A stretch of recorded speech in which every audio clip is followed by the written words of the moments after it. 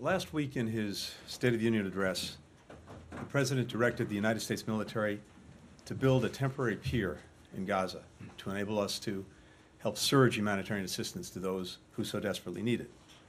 A short while ago, I did a video conference with colleagues from Cyprus, from the United Kingdom, the UAE, Qatar, the European Union, and the United Nations to coordinate our efforts in getting this maritime corridor up and running. We're also, of course, working with Israel on this.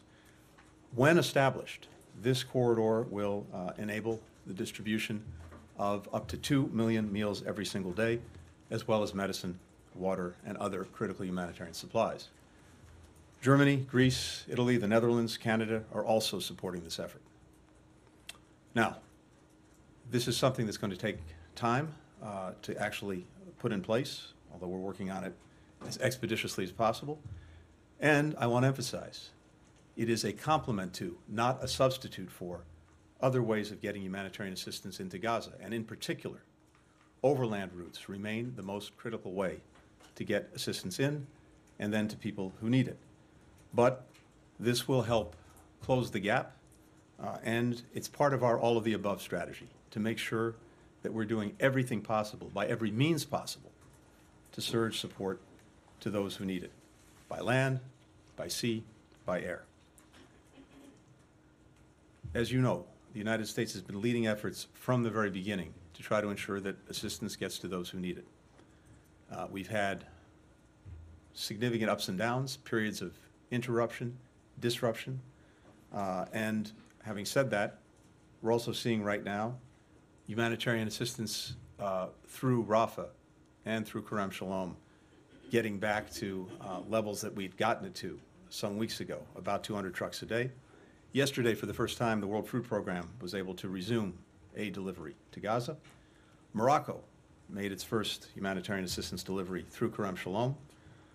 This week, the first shipments to North Gaza through a new crossing at the 96th gate began. We have flour that flowed from Ashdod port. We're working to make sure that inspections are accelerated and road repairs move forward so that we can also increase the flow that's going from Jordan into Gaza. That's a critical route for supplies.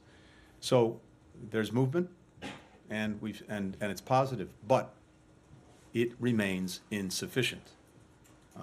Israel still needs to open as many access points as possible and keep them open to make sure that things are flowing in a sustainable way.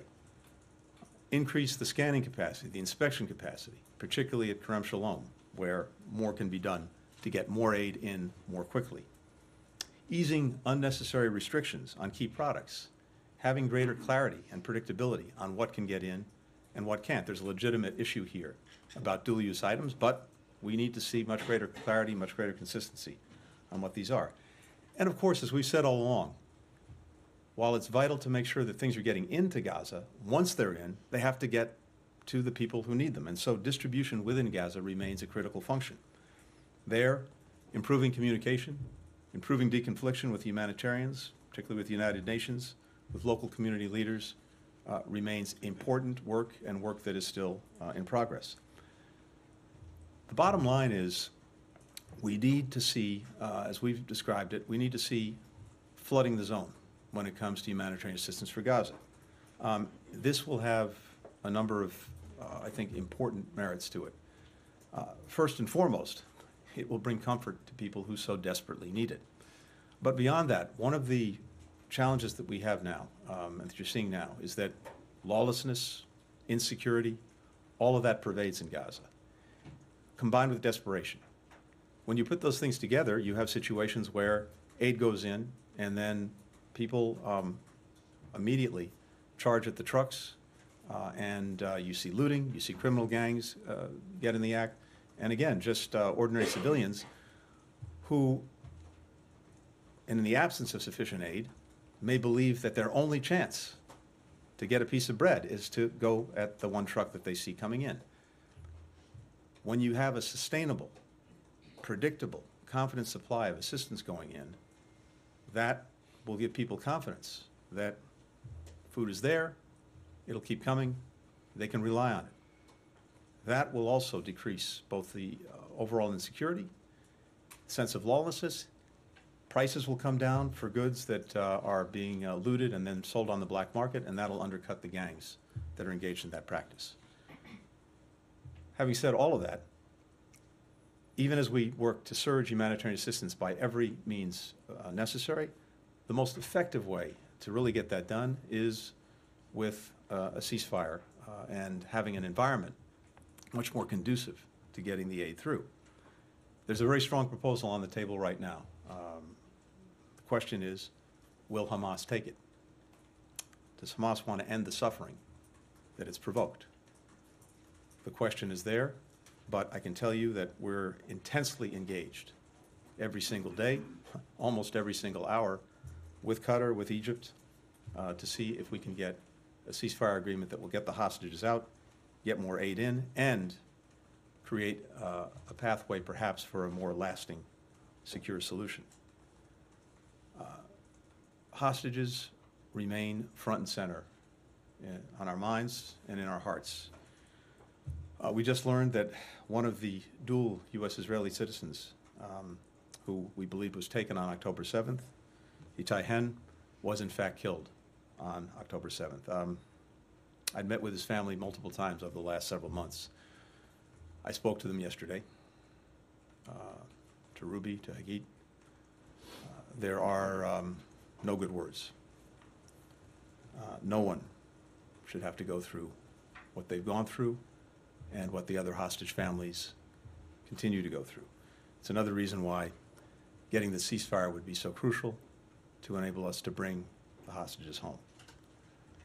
The President has made clear that ensuring the supply of humanitarian assistance, doing everything possible to protect civilians, has to be a priority. It can't be a secondary consideration. So, to that end, I would simply say, where there's a will, there's a way. We look to the government of Israel to make sure that this is a priority. Protecting civilians, getting people the assistance they need. That has to be job number one, even as they do what is necessary to defend the country and to deal with the threat posed by Hamas. Happy to take some questions. Thank you. Thanks, Mr. Secretary. Hello, how are you? Two things very briefly. One, you guys have been talking for a long time, months and months and months now, about the need to get more aid into Gaza. So I'm just curious about what this meeting today was. Did it accomplish anything, or were any decisions made about speeding up the maritime corridor, or was this a broader thing that had more to do with that? And then secondly, it's no secret that the differences between President Biden and his administration and Prime Minister Netanyahu and his government have gotten bigger, larger over the course of the past couple months, but particularly over the course of the last several weeks or days. And I'm curious to, you are unhappy with the pace of the aid deliveries and what Israel has done in terms of speeding assistance into Gaza, but when you combine that with the actual combat that's going on the ground, can you see a point where where the United States, where the Biden administration says, look, enough is enough? And then if that does happen, what would that mean? Thanks. Right.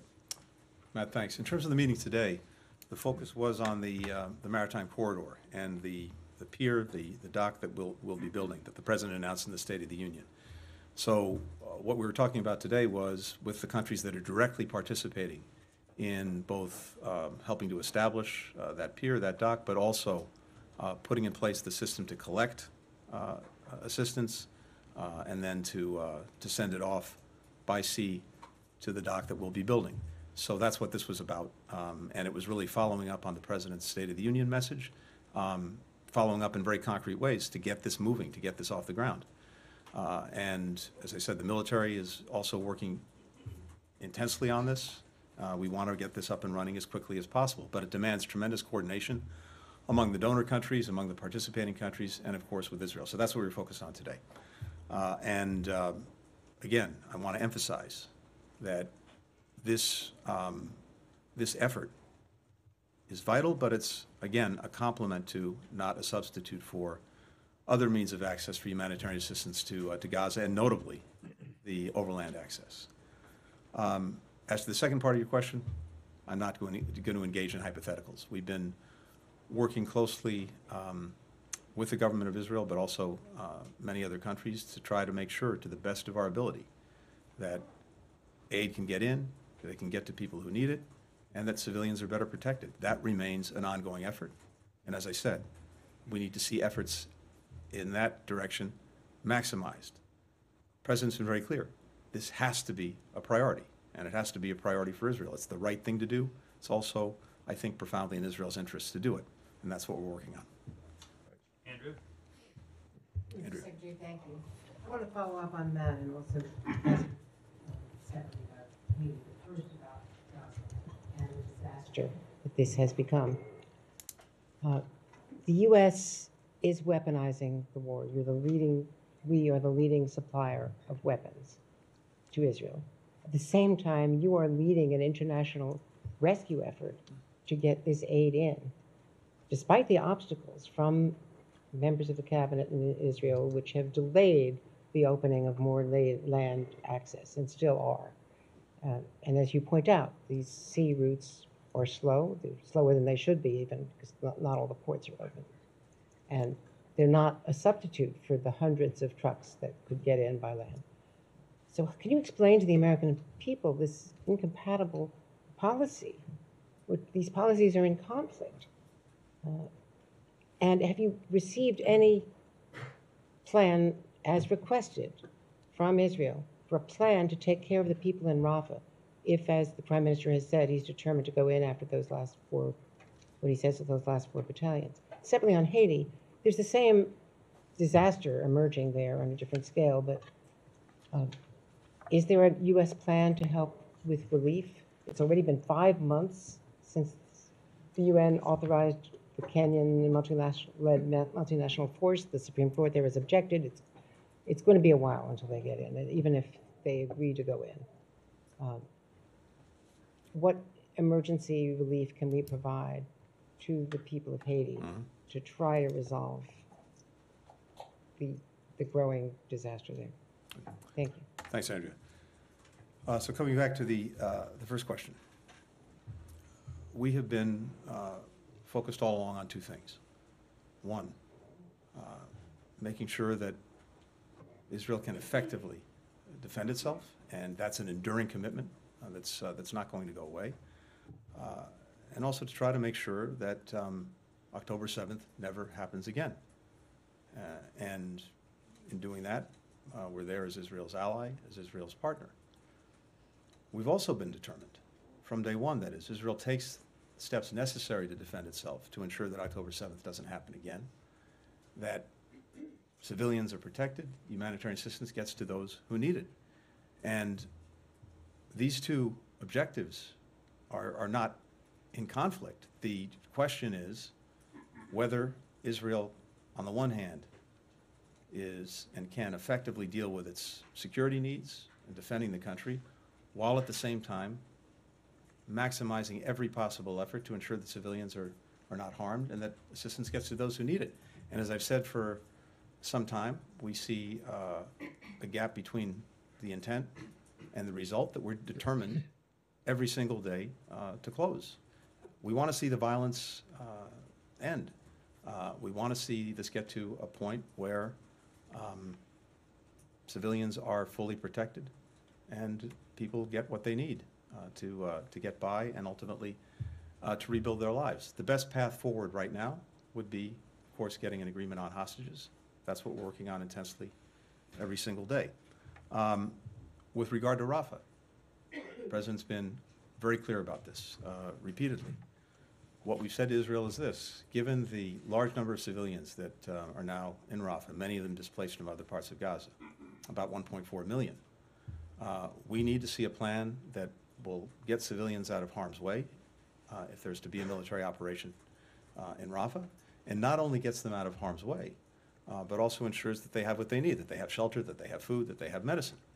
We have not yet seen such a plan.